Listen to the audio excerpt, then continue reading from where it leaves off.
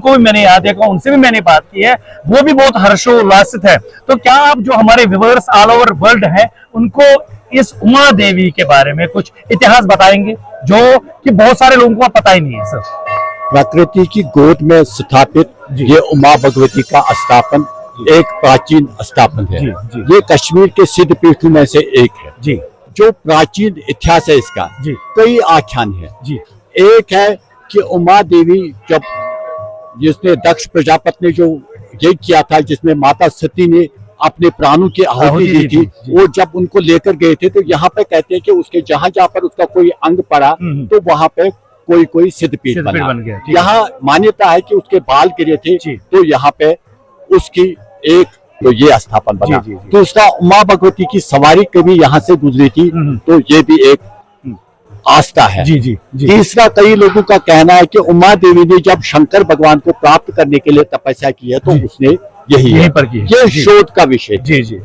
लेकिन जो आज का आधुनिक काल का इतिहास जो है ये 18वीं शताब्दी का इसका जब पठानों का दौर था।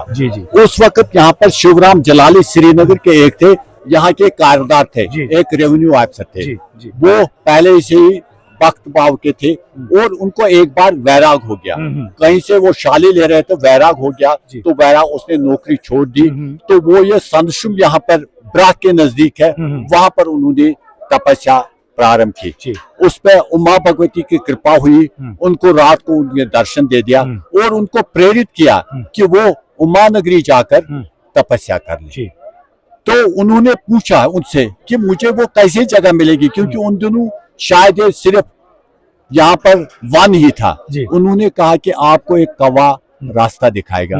तो वो जब निकले सुबह यहाँ पर पहुंचे तो यहाँ पर उमा देवी की स्थापना शुरू हो गई। यहाँ पर प्रणव आकार में 5 कुंड है।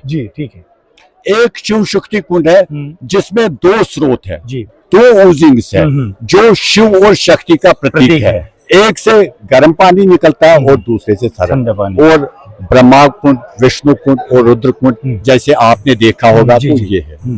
फिर यहाँ पे उन दिनों पठानों का दौर था, ये लगभग 1770 के आसपास का होगा। तो करीमदाद खान यहाँ के गवर्नर थे।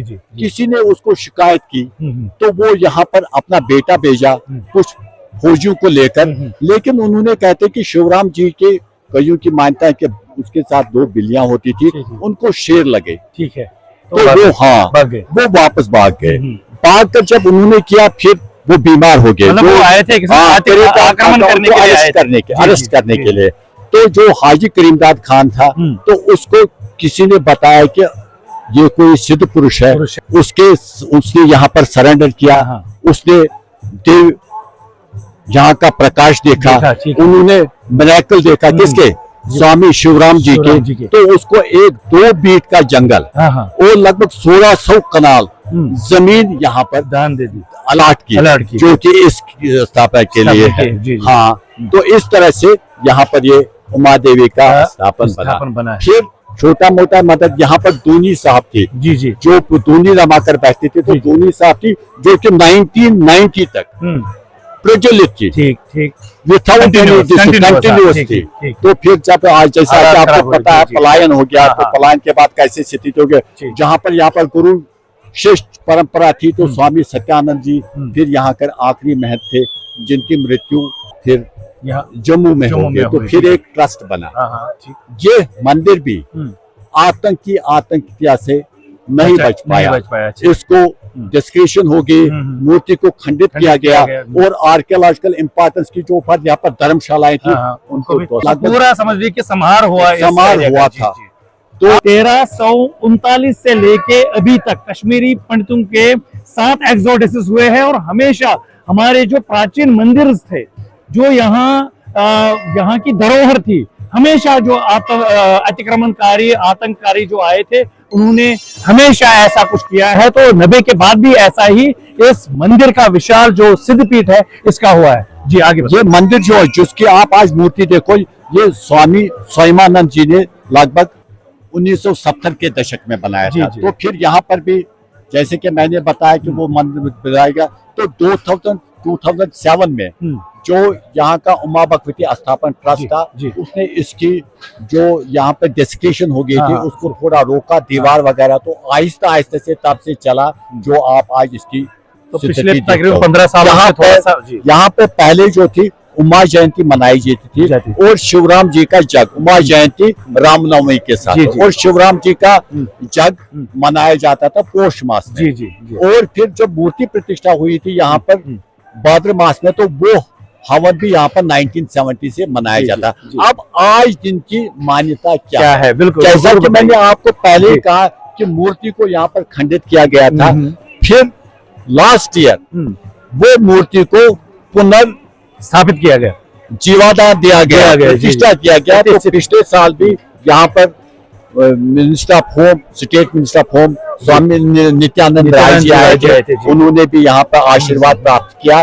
तो उस साल भी हमने यहाँ पर यज्ञ किया था, और इस साल भी उसी प्रतिष्ठा दिवस को मनाने के लिए यहाँ पर हम इस साल भी एकत्रित कर रहे हैं। जैसे कि आपको मैंने पहले बताया कि हालात कैसे थे और आज हालात बेटर है। हम आशा करते हैं कि ऐसे रहेंगे और सभी शांति से रहेंगे, हर एक में अच्छी प्रकृति। तो बहुत अच्छा सर, आज आपने जो है, क्योंकि मैक्सिमम जो कश्मीरी हिंदूज हैं उनको यहाँ की जो है हिस्ट्री जो आपने बताई 1700 ईस्वी से लेके अभी तक जो आपने बताई, उससे पहले का भी आपने बहुत कुछ जिक्र किया कि कैसे इस चीज का सिद्धपीठ कैसे कहा जाता है।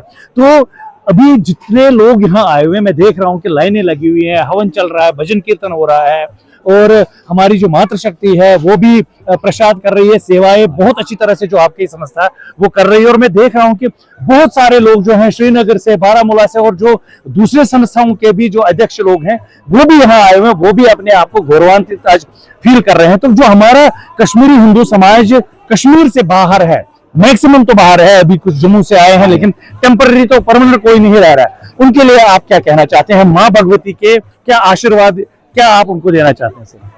माँ भगवती जो उमा भगवती, ये सिद्धपीठ मैंने कहा है, लेकिन ये कहते हैं कि जल्दी संतुष्ट हो जाती है, ये हर एक की मनोकामना सिद्ध करती है।